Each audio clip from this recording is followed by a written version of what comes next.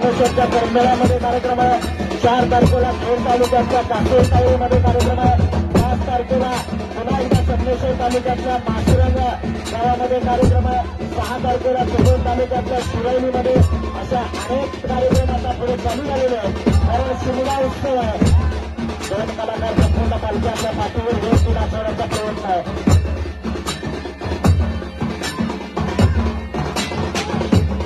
आज पंचमीला होळ्या लागायला सुरुवात झाली. मागता मागता 6 होळ्या झाल्या. मला वाटतं उद्या कदाचित त्या गावामध्ये 300 होम लागतात. त्यांचे होम उद्या लागणार आहेत.